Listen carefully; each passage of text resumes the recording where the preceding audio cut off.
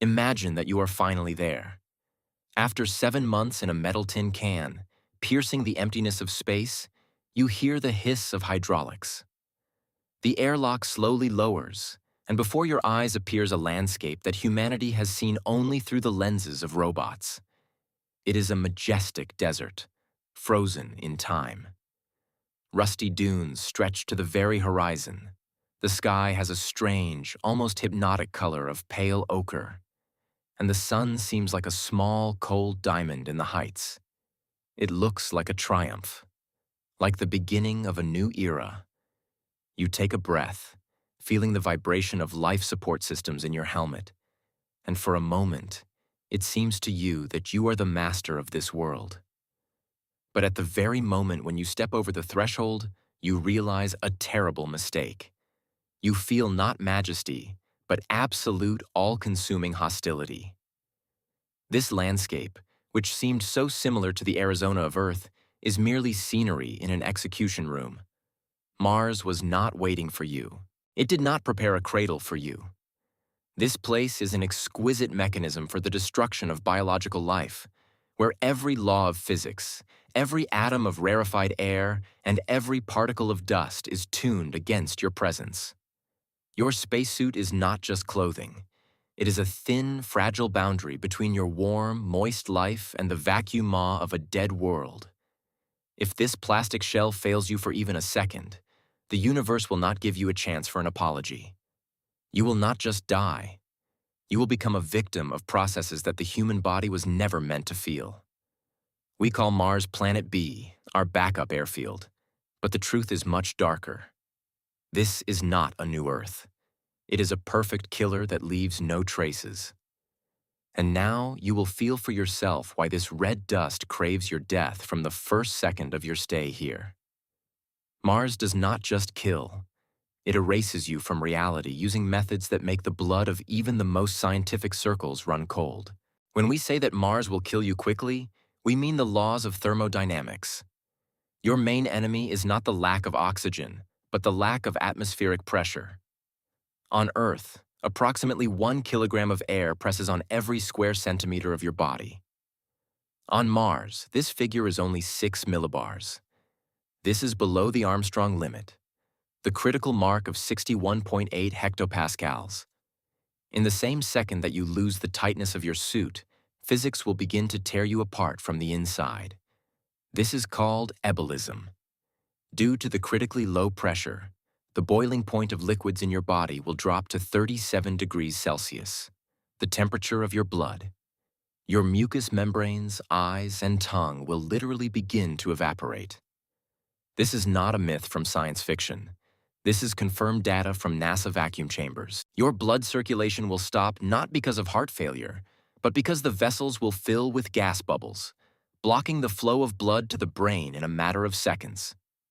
But it gets even worse when we look at the chemical composition of the soil you are walking on. In 1976, the Viking spacecraft first detected perchlorates in the Martian regolith.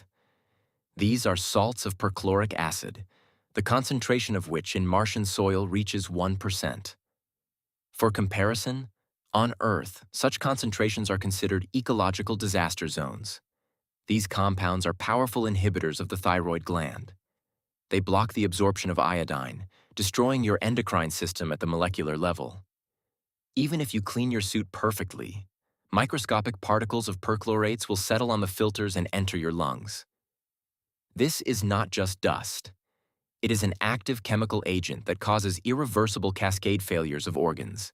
You will be dying from metabolic chaos without even understanding that the cause was the ordinary sand beneath your feet. And this is where everything changes, because space attacks you not only from below, but also from above. Earth has a magnetosphere that deflects solar radiation. Mars lost its magnetosphere 4 billion years ago. Data from the Radiation Assessment Detector, RAD, on board the Curiosity rover show that during flight and stay on the surface, a person receives a dose of radiation hundreds of times higher than on Earth. Galactic cosmic rays are the nuclei of iron atoms and other heavy elements accelerated to relativistic speeds. When such a particle pierces your body, It creates a secondary shower of neutrons and protons in your tissues. One strong solar eruption directed at Mars can deliver a lethal dose of several sieverts in a matter of hours. This burns out your bone marrow and destroys the intestinal epithelium. You will literally begin to decompose alive while your cells lose the ability to regenerate. But here is the problem. Even your own biology becomes your enemy due to low gravity. Martian 0.38G leads to the fact that liquids in your body are redistributed. Blood rushes to the head, creating constant intracranial pressure. This is not just a headache. It is the squeezing of the optic nerves, which leads to SANS syndrome. Spaceflight-associated neuroocular syndrome. Astronauts on the International Space Station already face this. The structure of the eyeball is deformed, and you begin to go blind. On Mars, where you will be forced to spend years, this process will become irreversible. You will become a blind prisoner of a planet where your bones lose 1% of their mass every month.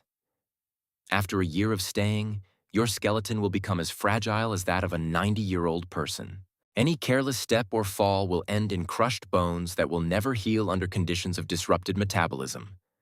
However, the real horror lies in what we do not see. Mars is a huge static battery. Due to the dryness of the atmosphere and the constant movement of dust, the friction of particles creates a colossal electrostatic charge. This is confirmed by research from the Mars Global Surveyor mission. This charge does not just interfere with communication. It causes dust to stick to any surface, including solar panels and airtight airlock seals. Static discharges can disable the microelectronics of your life support. If the computer controlling the oxygen level burns out due to a single spark of Martian dust, you will have exactly 3 minutes of consciousness left. This is technical death caused by planetary physics, against which we still have no effective defense. But this is not even the worst part. The real threat is the light lag. Even under the condition of perfect operation of all equipment, you are in total isolation. A signal to Earth takes from 3 to 22 minutes. If a depressurization or a fire occurs in your living module, you will not be able to get help. When your last phrase reaches the operator in Houston, you will already have been dead for 13 minutes. Mars creates the illusion of closeness, but from the point of view of survival, you are on the other side of an insurmountable abyss. You are in a place where nature is not just indifferent, but actively trying to return your molecules to the original chaotic state of the universe. Here, every gram of oxygen has a price that you pay with your lifespan. This is not just a difficult journey. This is an attempt by a biological species, adapted to a moist, dense, and magnetically protected world, to survive in a radioactive vacuum. Mars has no resources for your life. It only has the means for your rapid and scientifically grounded destruction. You may think that staying inside a protected module guarantees you safety, but this is exactly where Mars begins its slowest and cruelest game. Your enemy is dust. On Earth, dust is just an inconvenience, but on Mars, it is a fine-grained abrasive consisting of particles only 2 to 3 micrometers in size. Due to the lack of moisture and eternal dryness, every grain of sand has sharp edges that have not been worn down for billions of years. This dust has an electrostatic charge that causes it to stick to everything. To your helmet, to solar panels, and, worst of all, to your lungs. Data from the Apollo missions showed that lunar dust caused lunar hay fever in astronauts. Martian dust is even more aggressive. It is saturated with salts of perchloric acid, perchlorates. But here is the real problem. Perchlorates are not just toxic when inhaled. These are chemical compounds that destroy the thyroid gland by blocking iodine metabolism. Your metabolism will begin to slow down. You will feel constant fatigue, depression, and muscle weakness. Even perfect sealing will not save you, because dust penetrates through the airlock seals every time you go outside. You literally bring your death into your own bed. Your skin will begin to be covered with ulcers due to constant contact with chemically active regolith, and your filters for water and air will fail much faster than engineers calculated. Mars does not attack you head-on. It erodes your home and your body at the molecular level. But it gets even worse when the time of the great storm comes. Unlike terrestrial hurricanes, Martian dust storms can cover the entire planet simultaneously. This is confirmed by observations of Mariner 9 in 1971 and the death of the Opportunity rover in 2018. Although the wind speed can reach 100 kilometers per hour, due to the low density of the atmosphere, you will feel this only as a light push. The real threat is darkness. Dust rises to a height of 30 to 40 kilometers, completely blocking sunlight. Your solar panels stop producing energy. The temperature inside your module begins to fall rapidly. You find yourself trapped in absolute darkness, where the only sound is the rustle of billions of sand grains against the metal casing, creating a static tension of tens of thousands of volts. One discharge in the wrong place, and your communication systems will turn to ashes. And this is where everything changes, because loneliness begins to change your brain. On Mars, you see Earth only as a small blue dot that is easy to cover with your thumb. NASA psychologists call this the detachment effect. Your brain is evolutionarily not adapted to the total absence of terrestrial landmarks.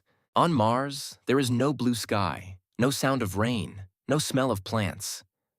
Your circadian rhythm begins to fail because the Martian day, or sol, is 40 minutes longer than the terrestrial one. This seems like a trifle, but after a few months, your body enters a state of constant jet lag. Cognitive functions decrease, reaction slows down, and paranoia becomes your constant companion. You begin to see movement where there is none, and hear voices in the noise of the fans. In a place where every mistake is fatal, your own mind becomes your most dangerous enemy. But this is not even the worst part.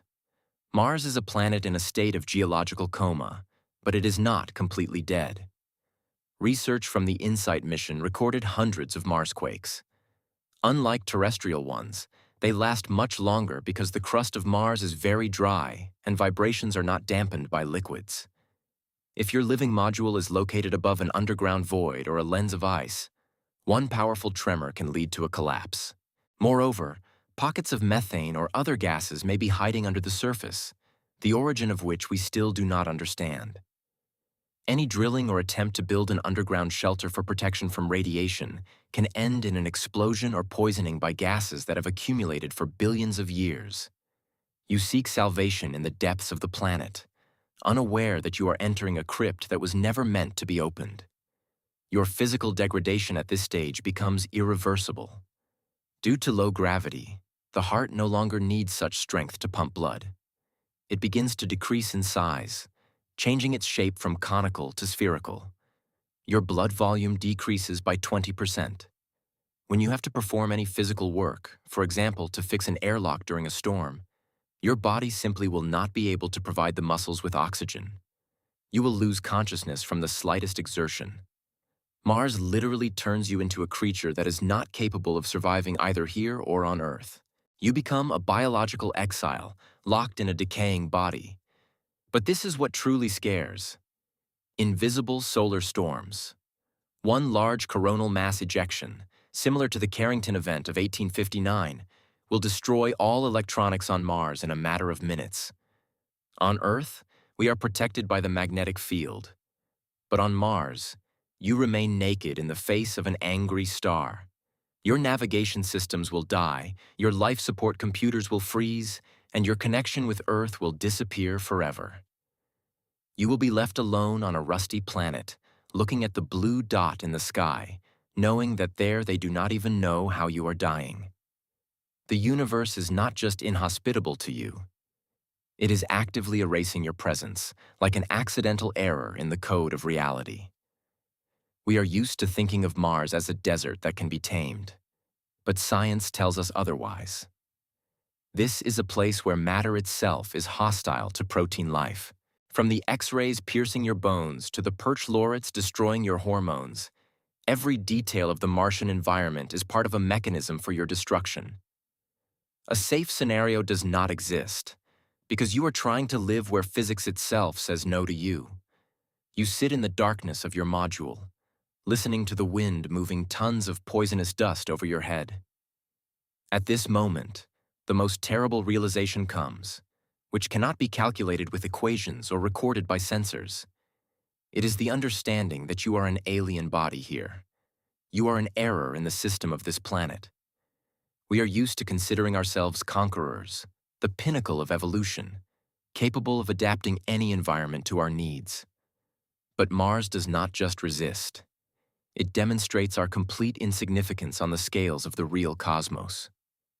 On Earth, every millimeter of space is filled with life, from the deepest oceanic trenches to the stratosphere. There, nature wants you to exist. Here, on this rusty rock, every physical constant screams at you, "Go away." But here is the real problem. We have nowhere to go. Propaganda of space travel paints us pictures of blooming cities under glass domes and terraforming that will turn red dunes into green forests. But science tells us otherwise. To create an atmosphere suitable for breathing on Mars, we would need resources that are not on the entire planet, and thousands of years of stability that humanity has never known. The reality of Mars is not a new home. It is the most expensive and complex prison in the history of our species. You are not a colonist. You are a prisoner in a cell with a limited supply of oxygen, where eternal night and radioactive wasteland reign outside the window.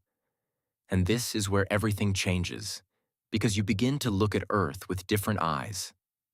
From here, across millions of kilometers of vacuum, our home planet seems not just a place of residence, but a miracle that we did not appreciate. All our wars, ideologies, and petty disputes disappear in the face of ruthless Martian physics. On Earth, you can just go outside and take a breath. You can put your face under the rain without being afraid that it will corrode your skin with perchlorates. On Mars, every second of your life is the result of the work of thousands of complex mechanisms, each of which can fail at any second. You realize that a human is a fragile biochemical machine tuned to a narrow range of parameters, and outside our blue cocoon, we are nothing. But this is not even the worst part. Perhaps the reason why we still have not found any traces of extraterrestrial life lies precisely in this. The universe was not created for life.